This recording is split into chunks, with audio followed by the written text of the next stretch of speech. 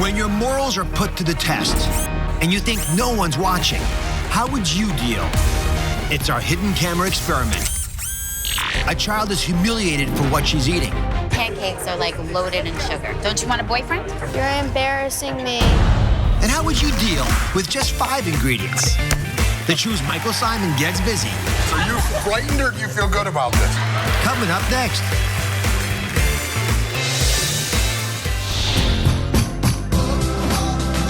We'll save lives today.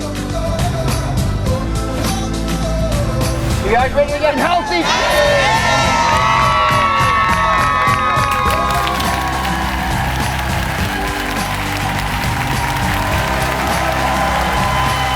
Today's show is going to provoke you, I hope in a good way. We're asking the question, how would you deal?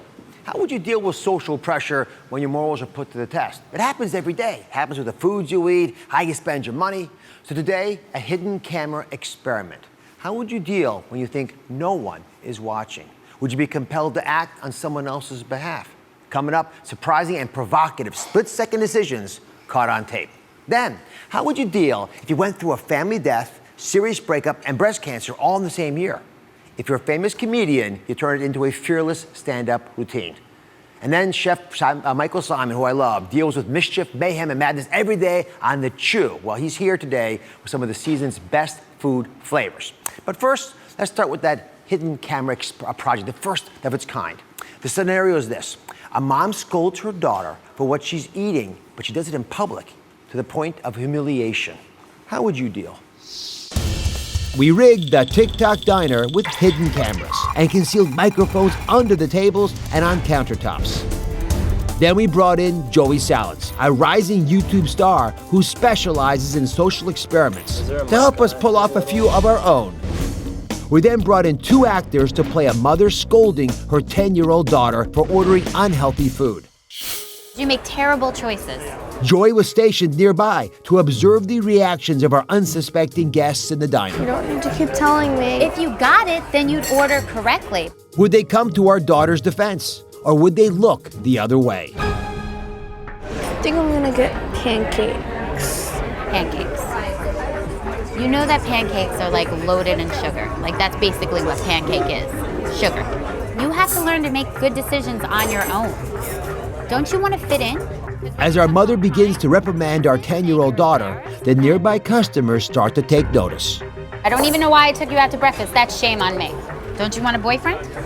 You're embarrassing me. You want to feel embarrassed? Then go into school eating candy bars and stuff. Then you'll feel embarrassed.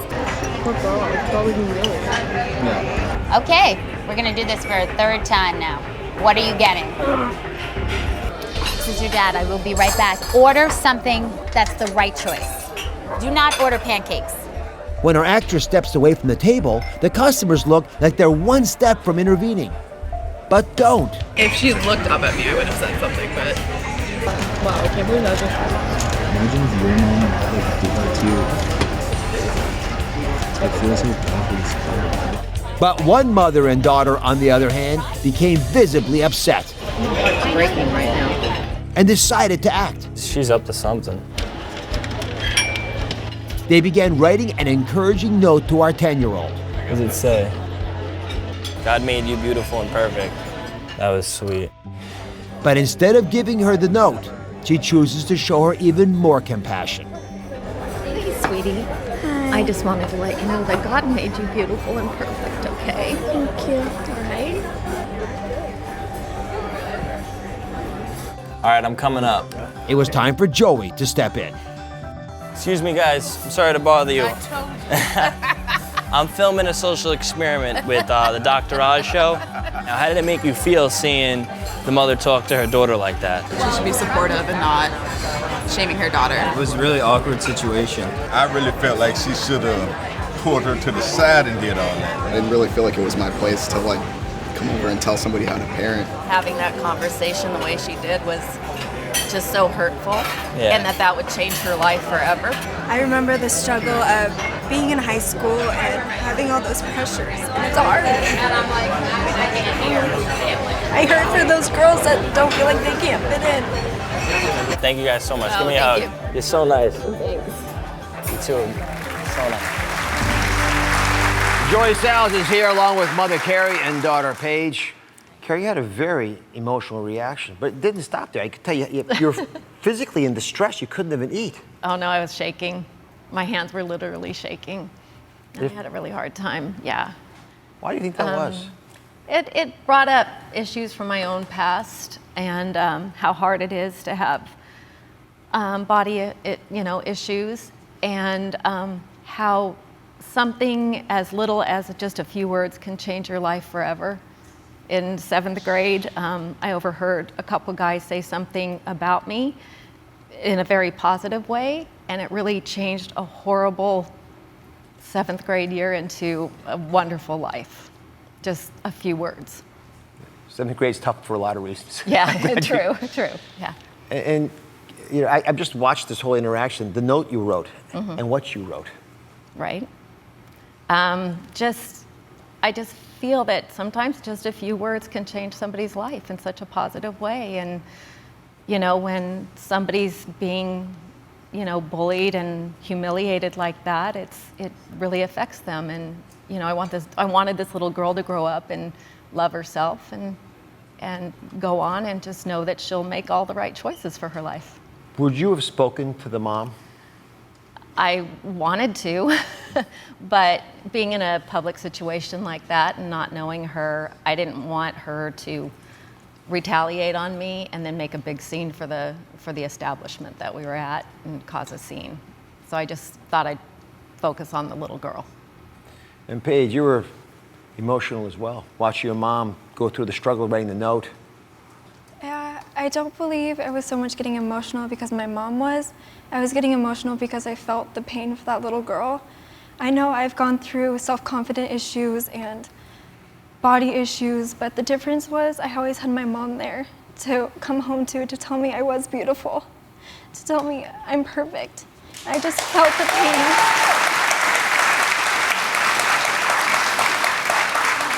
I felt the pain for that little girl that she didn't have that, because that home love is so important no matter how old you are, but especially for those little girls. Yeah. You were blessed to have a mom who cares that much. So Joe, you have created a sensation creating these types of responses, going all over the place with these social experiments that have just taxed us and drives us to really address how would people deal. What was the strategy here, the thought? So usually I just go out and I like to take a problem in society and I like to put it in a real life situation to just test how people would react and find a way how to even try to fix these problems. So that's how it started. Well, it's entertaining too, but it's emotionally gripping, which is what we witnessed here. Let me talk to the actress if you don't mind, 'cause I think she did a great job. Michelle played the critical mom, which it's hard to do that. I almost started crying again. Girl. So why was it such an emotional experience for you, even though on the surface you were pretending? I mean, I am a mom, just to a 2-year-old, but, you know, I think that words are very impactful. And I also thought on my way to the shoot, I wonder if anybody really is going to say anything to me. I'm not sure I would say anything, because moms are defensive. Like, this is my kid. Don't tell me how to raise my kid, you know? I had first thought maybe that's how I'll come back, and they were like, no, we want people to talk to you, and you know, don't attack. And I said, oh, okay. And on the second half, I was worried about the young lady. You know, I knew she was young, and I know we're role playing, but I just wanted to make sure that she knew it was fake, that this wasn't real, because she got emotional, and I got scared. Oh gosh, I just scarred this child, but she wound up, she had an eyelash in her eye. We high-fived. So. But it's a deep emotion. Let me ask the audience, who here thinks that a mom has the right to reprimand a child for a health issue that's fundamentally of concern to both? Hands up. Who wants to comment on it? Go ahead. I think you need to create that lifestyle in your home. So instead of telling, show. Yeah. So healthy foods. Yeah. Ice cream causes this, that, whatever. So the lifestyle. So let me ask you this. You know, part of the challenge we saw there was a lot of folks are very worried about interfering with a very sensitive relationship between a mom and a daughter. Would you guys have intervened? Because there's a risk of repercussions for the daughter afterwards. I think if it would have gotten worse, and it was worse, if If it would have gotten worse than that, I think I probably would have, and I just would have accepted whatever. I would have been praying as I was doing it, but I would have just. All right. So when we come back, our next hidden camera social experiment, your friend's on a diet. She's trying to lose weight, but you want to eat. You want her to eat too. That's the catch. How would you deal?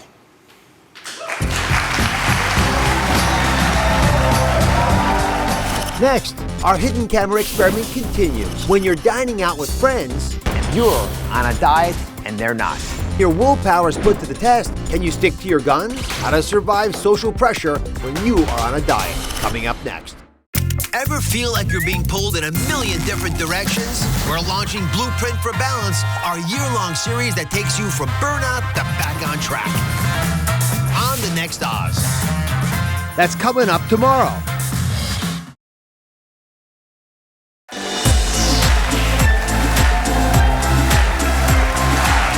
Today we're asking, how would you deal in a social situation when your decisions are put to the test? So our next experiment asks the question, can you survive pressure from your friend when you're on a diet and they're not? It's a scenario I asked Joey Salads to create, and here's what he uncovers. We enlisted Greg Mia to go undercover to push tempting but unhealthy foods onto her unsuspecting friend Gail, who just came from the doctor who put her on a diet. I weigh more now than when I was pregnant. There's no way. I'm gonna have a salad. It's no. Nope. We're gonna have a nice, juicy cheeseburger. No. Yes, we are. No. Because look, I really, that really scared me. Let her tell the story about the doctor. I'm weighing so much.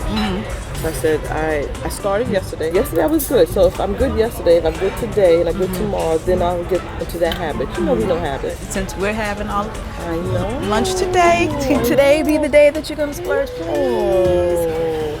So can I have the spinach salad with grilled chicken breast? You can have a basket of chicken finger tenders. Sure. As the appetizer.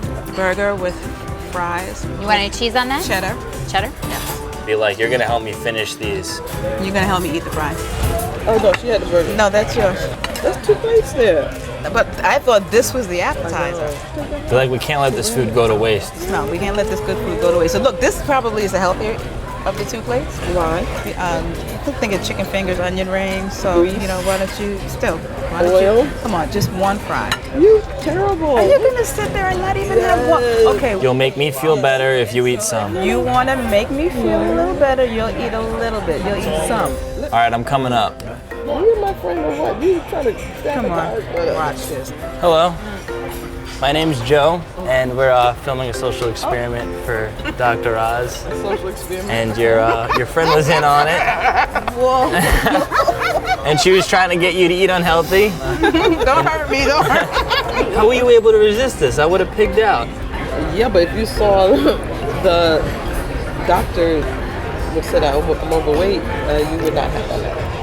You would not have done that. I can't. So that's good. The only time. We're proud of you that you didn't give in. Thank you.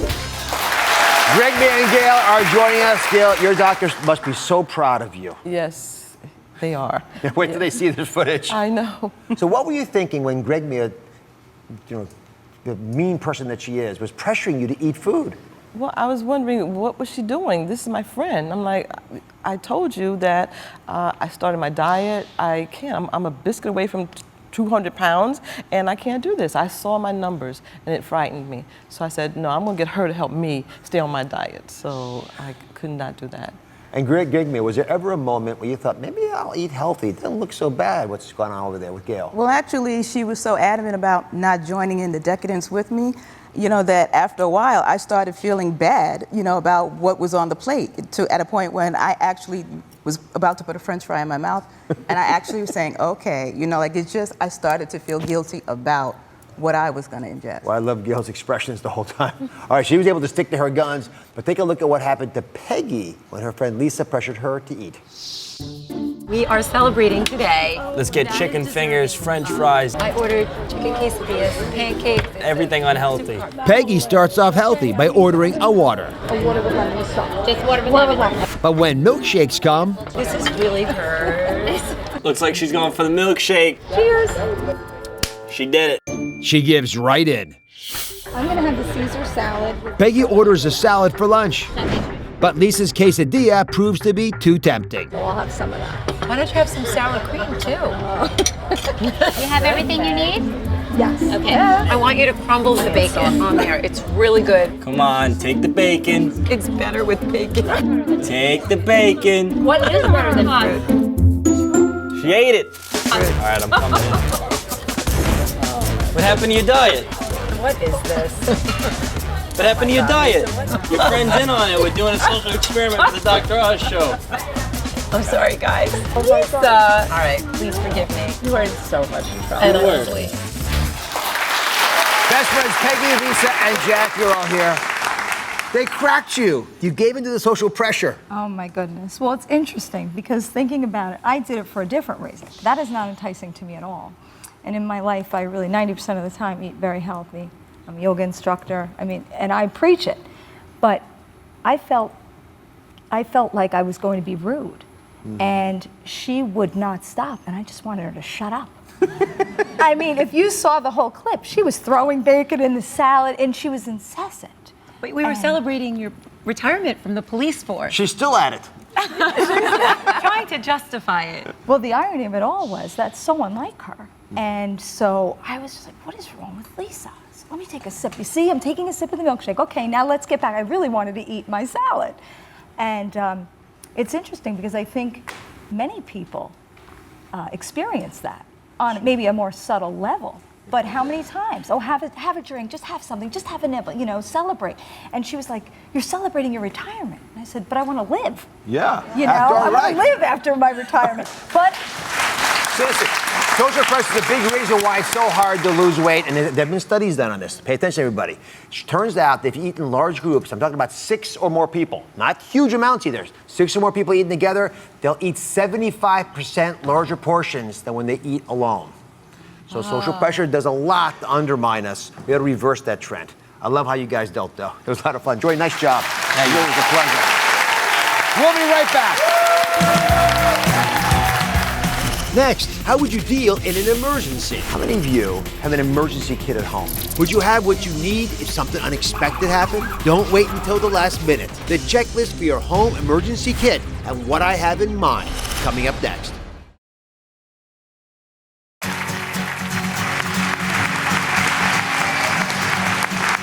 Today's conversation, how would you deal in an emergency? Now, you know those unexpected situations where you find yourself thinking on your feet?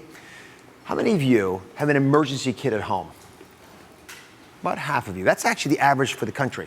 You know, I actually had an emergency in our house. I was giving my wife a birthday party recently, and I decided because it was sort of hot, I was gonna take her inside with the air conditioning on, it all went out. So I had darkness, no cooling, and an unhappy wife, a true emergency.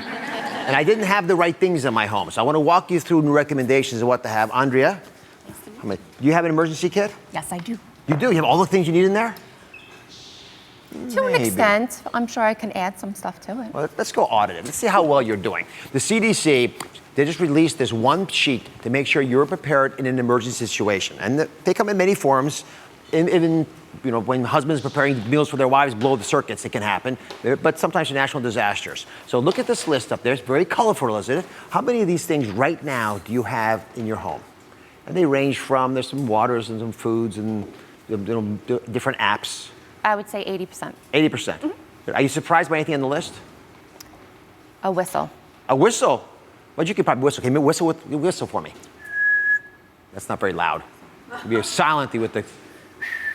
I can't do it like that. Right. So let me show you what I have in my house. These are things that originally surprised me, but I think they're important for you. First, I have a copy of my crucial personal documents, license, insurance cards, things you may not think you realize, but this is one of the biggest problems when you have big time disasters. I also have a 3-day supply of food and water, not just for the kids and me and Lisa, but also for the pets. 3-day supply, can't forget the pets. And I got a pre-charged phone charger.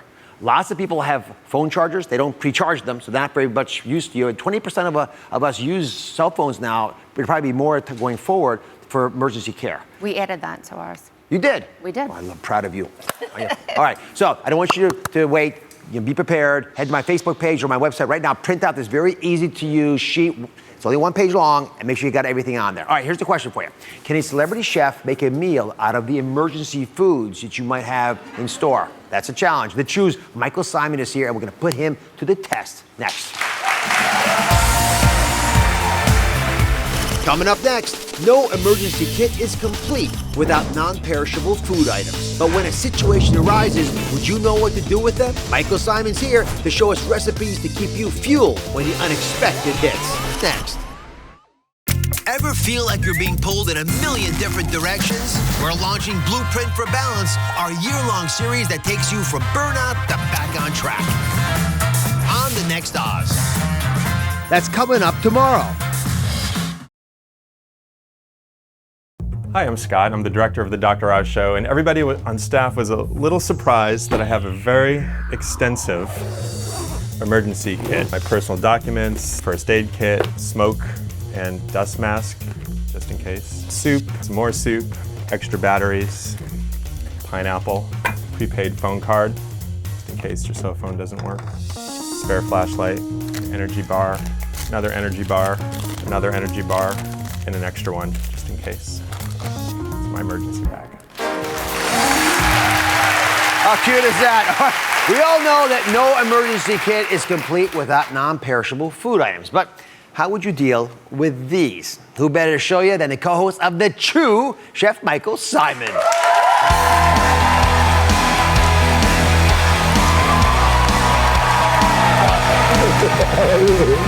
Thank you for being here. Oh, God, love being here. So what's in your emergency kit in Cleveland? A bottle of whiskey. No, I'm not. It'll make a time pass. I have to say, I was watching that, and I'm like, ooh, I got to get better prepared. I don't think of when things go bad. I just think of when things are good. Yeah, most of us do. Only half of us are prepared. All right, so you got these are the basic staples the CDC says have in there. Have you cooked with ingredients like these recently? You know, I as a chef, I try to preach to people to always go fresh and stay away from box and cans and stuff like that when they can. But I do have a lot of dried fruit in my house all the time.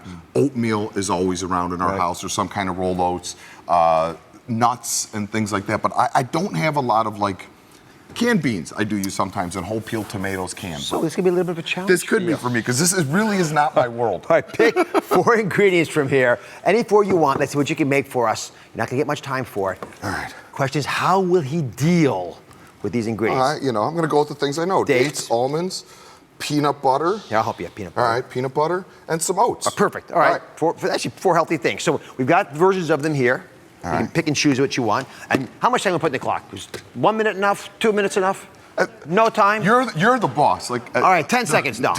Take your time. Show us how you do this. Show how I do it. But by the way, you're probably locked in your basement right now. There's a hurricane outside. Right. You got all the time in the world. All right. Well, and you know what, too? Liz, my wife Liz, is a vegan, and my son is a vegetarian. So I actually do have a lot of these ingredients all the time because, not meat-based ingredients. We have, by the way, in our pantry, the same kind of things you have as well. You can stock this stuff and use it periodically, but it also comes in handy in an emergency. Okay. So, some almonds chopped, great thing to do. Here, dates. I'll double chop. You guys double chop? Double chopped almonds. Dates, which I just take, I love to use dates to kind of help bind things. Yeah. So I'll take some dates and put them in a food processor, mash them up by hand, and then those go in, and they're like great little binders. Yeah. Some good peanut butter, and you just warm it up a little bit, so then, again, it's gonna help kind of bring everything together. Honey. This actually may be, I have a lot of honey from you that Daphne brought to the show, and we have a good amount of honey at our house. As soon as Daphne and her lookalike brother Oliver found out that I was allergic to bees, we ended up with beehives. Right. Now, you can read into that what you want, but we have 3 beehives now. We have bee orphans that we adopt, and we have 70 pounds of honey a year, so we'd have plenty for an emergency. It's so good. Kosher salt, because whenever you're working with things, whether sweet or savory, a little bit of salt really helps bring out the flavors, which I love. And this is just some vanilla extract. Look how easy this is. Even I could make this. Yeah. Right, then what do you do with this? Then I'm just going to you got the oats. Yeah, we're just going to, if you just keep mixing, I just visualize it. And, I'm going to put about 1.5 cups of oats in here. But you just want to mix in the oats till they work their way through the paste. And you kind of have this almost like an oat bar. So if there's no electricity, because you're, again, in a disaster sitting, just 1 handful should be enough. Absolutely. All right. Yeah, if it's an emergency and you don't have the power for a mixer, you just call Dr. Oz. He'll come right over, exactly. Make a house call for you. All right, you take all that stuff. Take all this stuff. You put it in a container, any kind of container. I put parchment in it so it just works a little better. I press it all down. And now it would be delicious like this. If you do have power at the time, I like to put it in a freezer for about 4 minutes because it helps it set up and makes it easier to cut. It looks like that. Like so. And you could put raisins in this. You could put kind of any dried fruit you want here. What do you think? I think. Should we give it to the audience? Yeah, let's give it. You got to taste it first. No baking? No bake. No Oh bake. my goodness.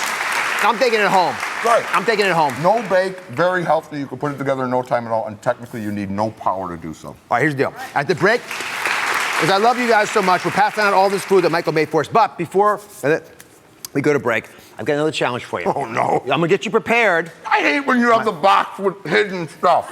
There are 5 mystery ingredients in this box, and I hear something rustling around in there. Yep. Right, it's a muskrat. Right, so coming up, how would you deal with just 5 ingredients? Michael will show us when we come back. Stay here. Up next, I'm bringing out the Oz mystery box containing 5 ingredients. Can Michael make a gourmet meal out of it? Find out. And later, worried about your kids walking home from school alone? The newest safety app to keep them safe. Coming up. To find out how the food industry is making changes and how to best shop for your family, check out the October issue of The Good Life. It's full of ideas to make your life easier.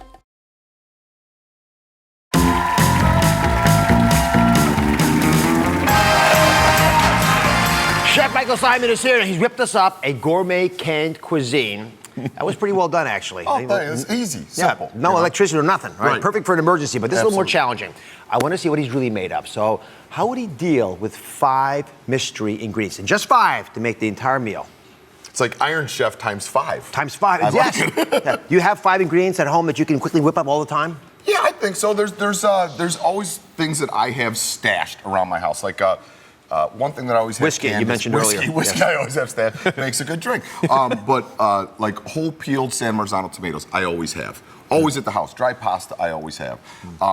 We have little things on our counters where we grow fresh herbs. So, like if someone wants a quick pasta, I could smash some tomatoes, a little bit of extra virgin olive oil, some pulled fresh basil, And you're in. pasta. You're good. In no quick time. dinner. All right, this is not going to be that easy. Darn it. There's no pasta in here, and there's no tomatoes. All right, this is the Oz mystery box. It contains a few ingredients. Are you ready?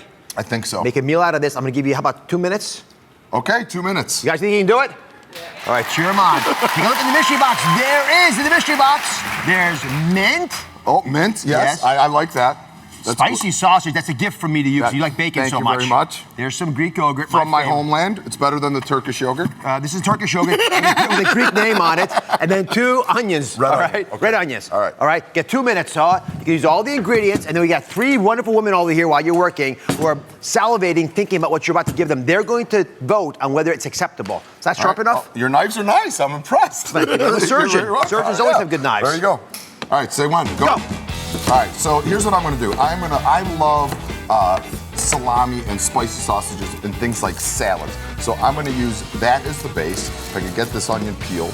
And then I'm gonna start slicing up the onion, mix it with some Greek yogurt, a little bit of fresh mint, extra virgin olive oil, and just kind of get the base down for that saltiness, a little bit of tartness from the yogurt, and we're off to the races. So onion You're a goes in. machine. I go, That's unbelievable. Oh, I dropped an onion. Put the onion back in there. The sloppy onion. Okay, and then we take a little bit of mint, because mint, as you know, Greek Turkish cuisine, very, very common. It's I love fresh, the aroma. nice. Some Greek yogurt. Here, smell the mints over there. Little bit of a bouquet to you guys. And that's going to be the base. I take several glugs of extra virgin olive oil. A glug. Is that a word, glug? It's a technical term, doctor. It's very important. Some cracked black pepper, a little bit of kosher salt. What else do we have here? Oh, you know what? You know what I'm gonna do right now? Add in there. Add that in there. I'm gonna stop the clock right now. 1 minute left. Now you notice, everybody, I gave him 4 ingredients. Oh, you said 5. Yes, I did. And you're typically an honest man. Well, I generally am, but this is your 5th ingredient. A cantaloupe. A cantaloupe. So it's not that hard. I like but that it's a bit one, though. challenging. You got meat, cantaloupe, and a lot of things, and no electricity, no oven. So what do you got to do? You got 1 minute left. How do they feel about this? Are you frightened or do you feel good about this? All right, start the clock back. Oh, start the clock. No Okay. stalling. All right, I was mix trying. it It didn't work. So I'm going to mix that up. So that is the base of my vinaigrette. I'm going to take a little bit of this, hard salami-style meat and julienne that up because I like the saltiness and the sweet and the mint. And then I'm going to take that cantaloupe and I'm going to dice up that cantaloupe. You have 40 seconds and I'm going to work it in. I'm not going to finish in time, but we'll have a great conversation about it. So I can help. Put me to work. I can julienne those. So wait, that goes in. Okay. Here we go. Cantaloupe. If you only have 3 minutes, I would recommend the peeled stuff from the store. So go like that. Oh, I love go this. like that. I kick up this end. Cantaloupe. 30 seconds. He's gonna make it, I think. I'm not. I'm not. Wait, I'm gonna get close. I'm gonna get close. Come here, you. Okay. All right. So cantaloupe goes in, and you have a very simple salad. 10, there we 9, go. More cantaloupe. 8, 7, 6, 5, 4, 3, 2, 1. He made it! He made it! It was. I'll give you a little more cantaloupe there. That's perfect. So here's what I like about a quick thinking salad. Come over here. I want them to taste it. While we're talking about it, that's, by the way, unbelievable that you could even make it. It'd be unbelievably impressive if you actually made something that's tasty. So honest opinions here. Even though he's good looking and everything, I don't want. I'm not. But thank you. But here's what when I think about food, I like immediately think about things that I love, regardless of what the ingredients are sitting in front of me. So sweet, salty tart is something that always works. So when I saw the cantaloupe, I'm sorry about that. When I thought of the cantaloupe, I thought of my mom always made watermelon salad with fresh mint when I was a kid. You know, so the watermelon with the yogurt, and then I know the saltiness of the salami is going to work in there. So it's kind of fresh, it's kind of tart, it has that extra virgin olive oil in there, little crunch from the onions. What do you guys think? Unbelievable. It's shockingly good. I mean, my goodness. Oh my goodness, that is good. Really good. Chef Michael Symon, listen, he has got an absolutely fabulous new book. It's called 5 in 5 for every season, thus the 5 ingredients today. Absolutely. I'm so proud of everything you do. God bless thanks. you. Thank you for babysitting my daughter on the chew. You. Check the book out. It's fantastic. All right, so how would you feel if you went through a series of life-changing events all in 1 year? Some of us go through that. It can be tough. But if you're comedian Tig Notaro, you turn it into a fearless stand-up routine. She's going to be here to tell us all about it and how she got through it. That's next.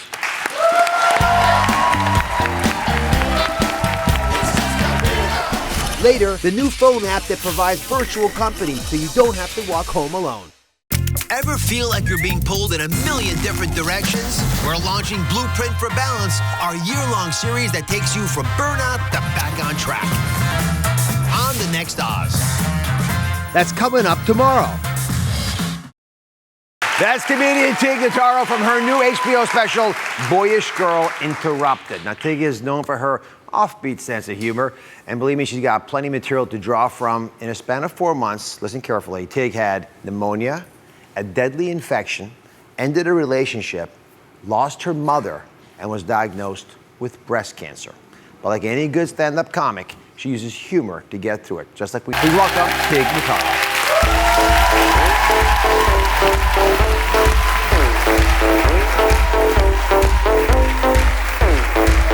Welcome to the show, Tig. Thank you very much. Oh my goodness, what a litany of things. So many difficult things to get through, and yet right after all that, you make this documentary, this thing that most of us would be sensitive about. You have cameras following you around. Why'd you decide to do that? Well, a friend of mine had approached me to do the documentary, and I kind of didn't know what I was getting myself into, really. And I think I just thought that I had been through the worst and everything was just on its way up. And, you know, life gets going, and obviously it swings around in every which way. Was it the right decision, you think? I do. I'm so glad I did it. I would never do it again. Never. There are a couple of things in life like that. Yeah, I mean, people have asked if I would do a reality show, and it's like I would never do anything like that again. It did make you famous, in part because you have this undaunted spirit and the ability to still make sense with humor of these crazy things that are happening in your life.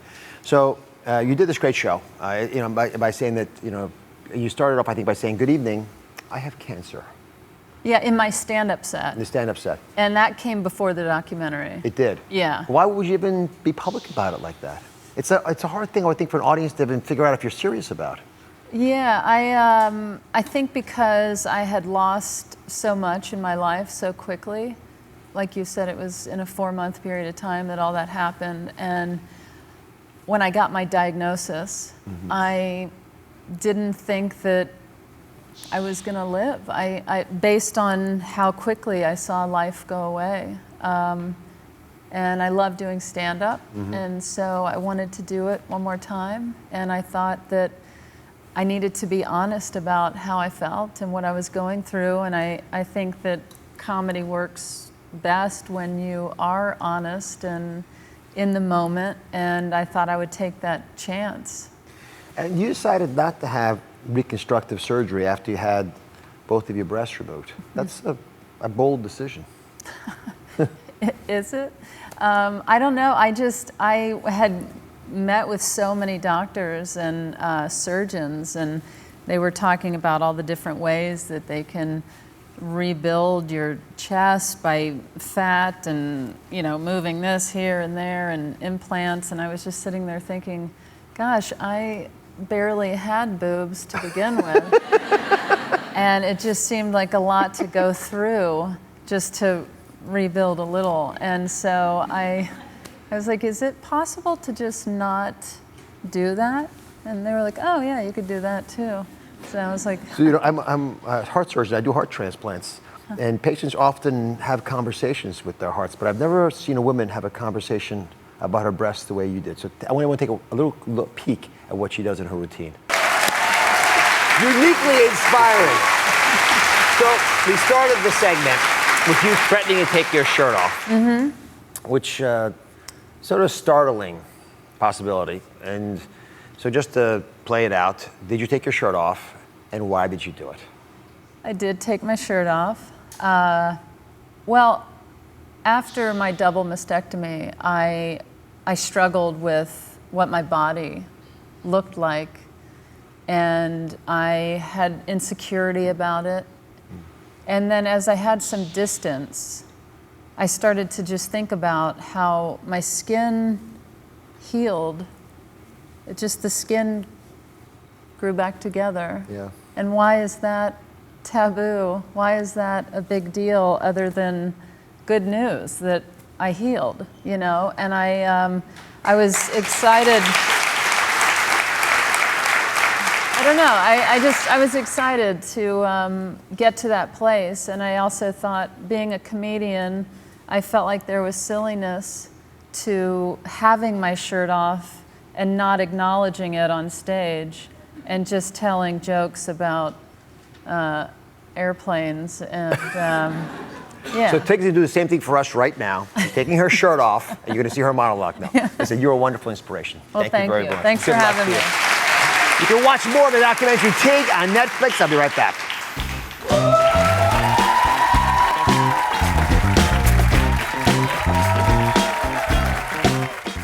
We are bringing Healthy back this season. I want you to bring it too. Grab your prescription pad for fun and sign up for free tickets today. You can go to droz.com/tickets and sign up.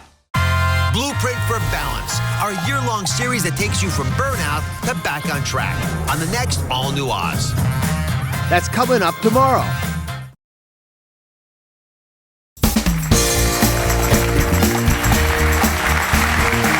Tomorrow you'll be talking about the newest safety app on the market. It's called Companion. It's a public safety mobile phone app that provides you with a virtual company on your walk home. How many of you are worried about kids or relatives going somewhere by themselves, taking a walk? It comes up. I think we all have that. I got 3 daughters. I feel that a lot. So Companion uses your phone GPS and prompts users to enter their destination. So you're sitting here, phone knows where you are, obviously. You say, I'm going to this address. Then you share your route with a few selected friends from your phone book, right? By the way, notice this person only selected friends, but not mom. You don't have to tell your parents you're going, right?